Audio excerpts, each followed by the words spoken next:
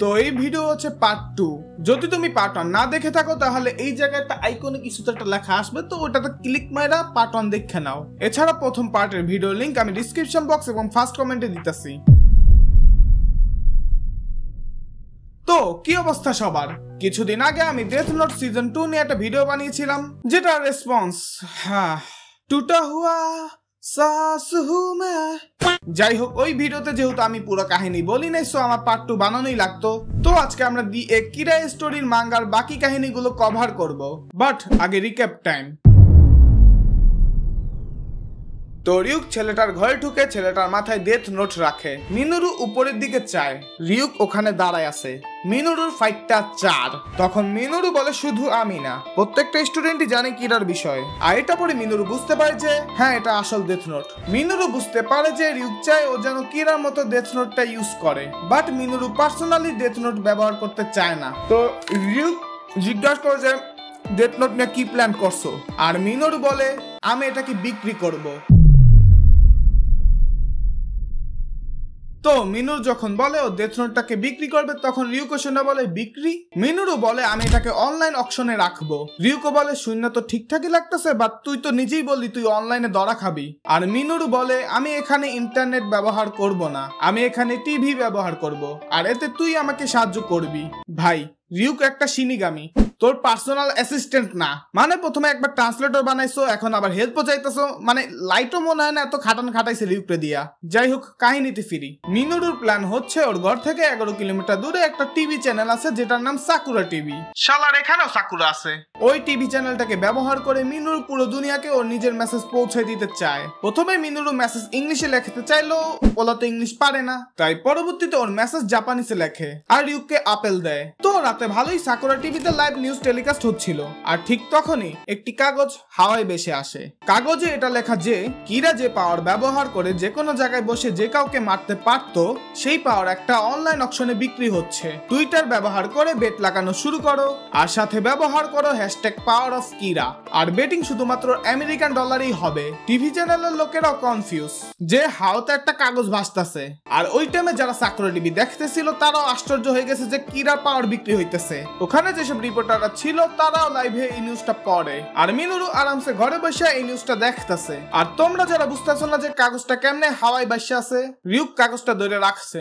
মিনুরু রিউককে question করছিল না যে ও বাদে আর কে কে রিউককে দেখতে পারে। তখন রিউক বলছিল নিয়ে আসো কিছু ডিটেকটিভ। তো তার মধ্যে একটা ডিটেকটিভ একই সময় সাকুরা টিভি দেখতেছিল, আর ও কাগজের সাথে সাথে রিউককেও দেখে ফেলে। ওই ডিটেকটিভ সাথে সাথে সিনিয়রের কাছে যায় এবং বলে রিউক ফিরে আসছে এবং রিউক এখন ডেথ নোট বিক্রি করতেছে। রিউককে বলা হয়েছিল 30 সেকেন্ড কাগজটাকে ধরে রাখতে। 30 সেকেন্ড হয়ে গেছে। রিউক মাটির নিচ থেকে কালটি মারে।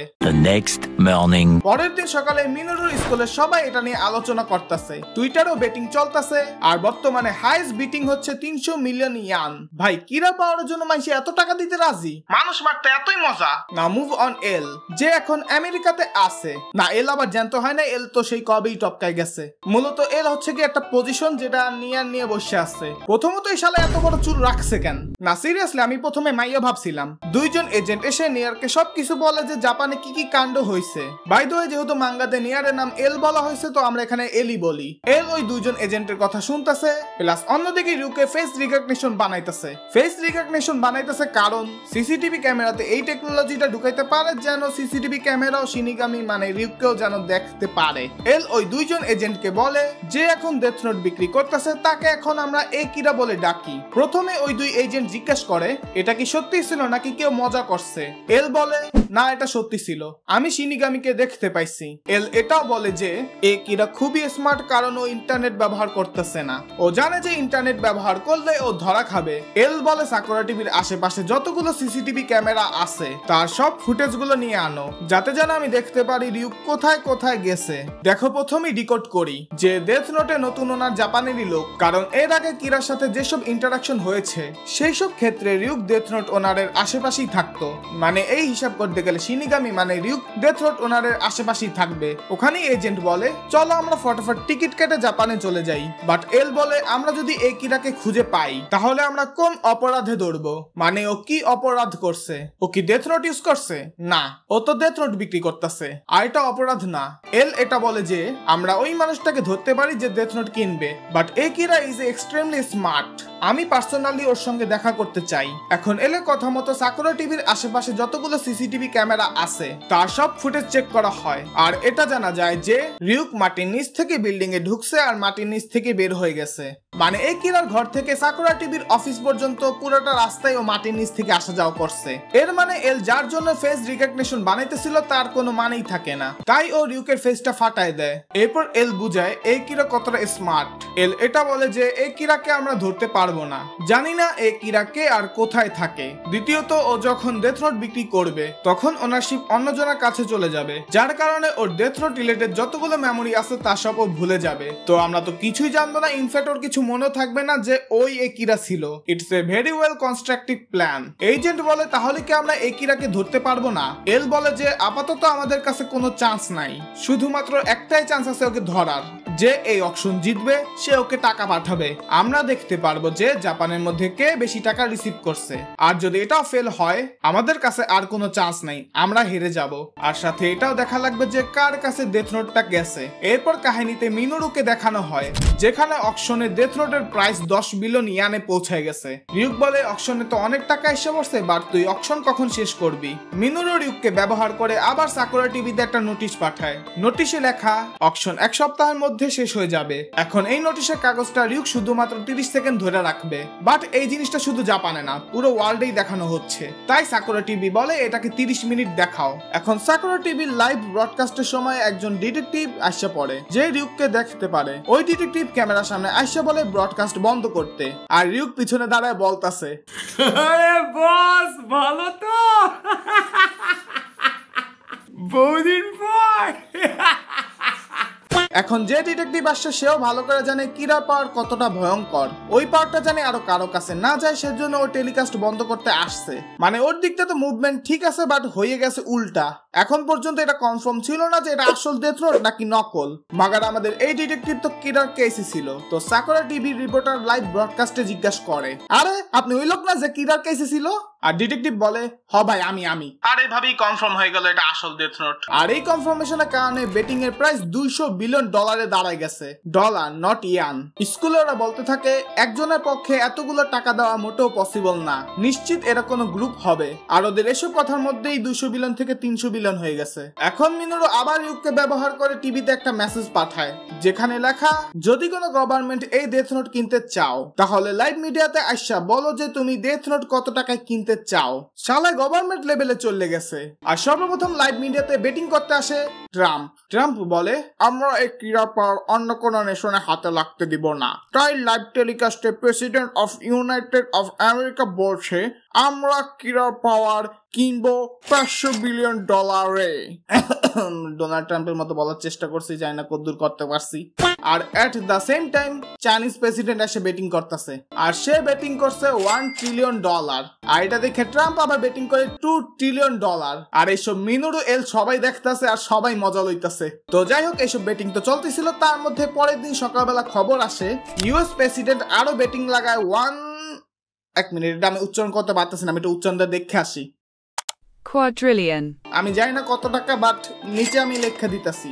যে নিউজ পড়ছে সবাই আশ্চর্য হয়ে গেছে যে এতগুলো টাকা কার কাছে আছে। মিনোরু ডিসাইড করে অকশন শেষ করার। মিনোরু রিউককে বলে নতুন ওনার ঠিক হলে আমি ওনারশিপ ছেড়ে দেব, আর তুই নতুন ওনারকে ডেথ নোট দিবি। আর রিউকের এসব বিষয়ে চিন্তাই নেই। রিউকের চিন্তা এটাই, হ্যাঁ আমি এখন আর আপেল খাইতে পারবো না, এর মতো আপেল পাগলা আমি জীবনেও দেখি নাই। এখন এর কাছে যেসব এজেন্টরা আছে ওরা জিজ্ঞাসা করে এত বড় অ্যামাউন্ট কেমনে রিসিভ করবে ও।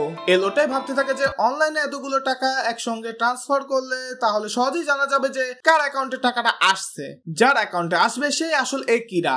বাট এল সাথে এটাও ভাবতেছে যে এই কিরা এত স্মার্ট, ও এই বলদামি ভুলেও করবে না। আর সাথে ও এতগুলো টাকা দিয়ে কি করতে চায়, মানে ওইগুলোই ভাবতে থাকে যে এতগুলো টাকা দিয়ে ও কি করবে বা এতগুলো টাকা ও কিভাবে রিসিভ করবে, কার কাছে যাবে ডেথ নোট, এবং যার কাছে ডেথ নোট যাবে সে তো খুবই পাওয়ারফুল পারসন হয়ে যাবে। এখন পরের সিনে আসে যেখানে মিনোরু ঘুমায় আছে আর রিউক ওখানে দাঁড়ায় আছে। তখনই রিউকে পিছন থেকে আরেকটা শিনিগামি আসে, আর এই শিনিগামি গায়ে এতগুলো জুয়েলারি দেখে মনে হইতাছে আম্বানির ফ্যামিলির কেউ হয়তো। ওই শিনিগামি আইসা রিউককে বলে শিনিগামি কিং তোরে ডাকছে, তুই আইসা পড়িস। রিউক বলে কেন? শিনিগামি বলে আমি কিছু জানি না, I am just a Messenger.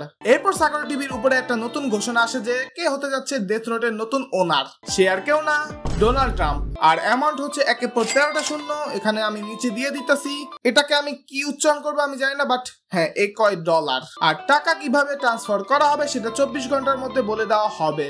এখন পুরো দুনিয়া জানে ডেথ নোটের নতুন ওনার কে, বাট এটা ভাবতেছে টাকা পাঠাবে কেমনে, কারণ এটাই একমাত্র মাধ্যম এই কিরা মানে মিনুরুকে ধরার। এখন মিনুরু কালকে পুরো দুনিয়াকে বলে দিবে কিভাবে টাকা পাঠাতে হবে।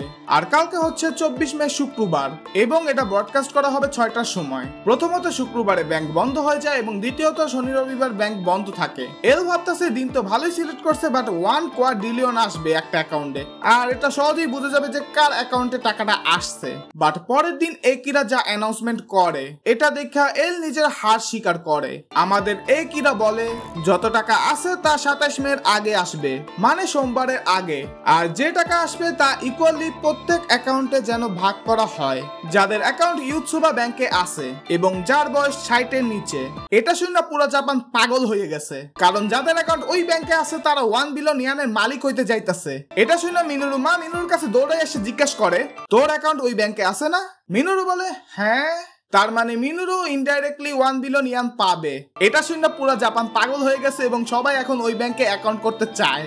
মাগার শুক্রবার দিন ব্যাংক জলদি বন্ধ হয়ে গেছে আর টাকা ইকুয়ালি ভাগ হইতাছে, মানে একিরাকে ধরা এখন অসম্ভব। এটা ভাইবা নেয়ার বলে আমি অনেক টাইম ধরে এল হয়ে আসি আর এটাই প্রথম আমি হেরে গেছি।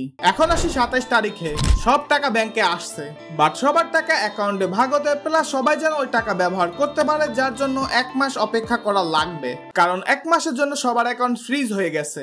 আর যেহেতু এখন টাকা এসে বসছে তো মিনুরু নিজের ওনারশিপ সরায় দেয়। তো মিনুরু রিউককে ডেথ নোট ফেরত দেয় আর বলে তুই আর ভুলে এদিকে আবি না। রিউক বলে আমি ভাবি না তুই আমার এতটা হেড করস। মিনুরুর কাছ থেকে ডেথ নোটের ওনারশিপ চলে যায় এবং ডেথ নোটের নতুন ওনারশিপ আসা পড়ে ডোনাল্ড ট্রাম্পের কাছে। এক্স্যাক্টলি এখনো আসে নাই, কারণ প্লট টুইস্ট এখনো বাকি আছে। রিউক ট্রাম্পের সামনে দাঁড়ায় আছে আর ট্রাম্প ডেথ নোট টাচ করে। টাচ করার পরই ট্রাম্প রিউককে দেখতে পায়। রিউক বলে তুই ওনারশিপ অ্যাকসেপ্ট করার আগে আমি একটা রুলের বিষয়ে বলতে চাই যেটা নতুনই অ্যাড হয়েছে। আর সেই রুল হচ্ছে যে মানুষ ডেথ নোট বিক্রি করবে এবং কিনবে দুজনেই মারা যাবে, মানে তুমি বিক্রি করলেও মরবা আবার কিনলেও মরবা। রিউক বলে এর মানে তুই টাকা দিছিস মরার জন্য। ডোনাল্ড ট্রাম্প এটা শুননা রিউক বলে দেখ তুই যদি ওনারশিপ নেও তাহলে তুই মইরা যাবি, কিন্তু তোর হাই অথরিটি এটা ব্যবহার করতে পারবে। তো প্ল্যান কি? ট্রাম্প বলে আই নিতাম নো, আই ডেথ নোট নিতাম নো। রিউক যাওয়ার আগে বলে আচ্ছা তাহলে তোর কাছে তোর লাইফ বেশি ইম্পর্টেন্ট তোর দেশের চাইতে। তবে ট্রাম্পও কম চালাক না। ডোনাল্ড ট্রাম্প বলে আমি যে ডেথ নোট পাই নাই এই কনভারসেশন আমাদের মাঝেই থাকবে, আমি সারা দুনিয়াকে বলে দেব আমি কিরার পাওয়ার পাইছি, মানে ওর কাছে পাওয়ার না থাকা সত্ত্বেও ও শো অফ করবে। তো রিউক ভাবে কি করবে ডেথ নোটের, কেনার লোক ফিরাই দিছে, মিনুরু দাঁড়াইতে মানা করছে। এরপর 1 মাস পরের ঘটনা দেখানো হয় যেখানে সবাই টাকা পাইয়া গেছে, সবাই গাড়ি বাড়ি অ্যাপার্টমেন্ট কিনতেছে, আর ঠিক এই সময় মিনুরু মারা যায়। রিউক মিনুরুর নাম ডেথ নোটে লেখা দেয় ল্যাটিয়াগামির নামের নিচে। আর ও যে মিনুরুকে মারছে সেই বিষয়ে ওর চিন্তাই নেই। ওর চিন্তা ধুর এখন আর আপেল পামু না, আরেকজনই খোঁজ দেবে মনে হয়। রিউকে অ্যাটিটিউড দেখছো, মানে আপেলের জন্য মানুষ মারে দিছে, আপেল সাইকো। আর এই ওয়ান শট মাঙ্গার কাহিনী এখানেই শেষ হয়। ফাইনালি আমি এই ভিডিও কমপ্লিট করতে পারছি। পার্সোনালি আমার কাছে এই গল্প ভালোই লাগছে, বাট এখানে কিছু ইললজিক্যাল জিনিসও আছে। যেমন লাস্টে যে দেখানো হলো সবাই গাড়ি বাড়ি কিনতেছে, এটা বাস্তবে পসিবল না, কারণ একটা দেশে যদি এতগুলো টাকা এতগুলো লোকের কাছে যায় তাহলে সেখানে ইকোনমিক ক্র্যাশ হবে। সো ইয়াপ মাঙ্গাতে যেটা দেখানো হয়েছে সেটা বাস্তবে পসিবল না। যাই হোক, অবশেষে আমি যে ভিডিওটা যে কমপ্লিট করতে পারছি এটাই অনেক, কারণ এই ভিডিওটা বানানোর চক্করে আমার ভাই অনেক প্রবলেম ফেস করা লাগছে। পরের লাইভ স্ট্রিমে আমি এটা নিয়ে কথা বলবো যে কি কি প্রবলেম ফেস করা লাগছে। সো এখানে হয়তো আমি ভিডিওটা দিয়ে দেবো, তো ক্লিক মেরে দেখে নিতে পারো। তো আজকে আমি যাচ্ছি। মাতারিরা কোথায়?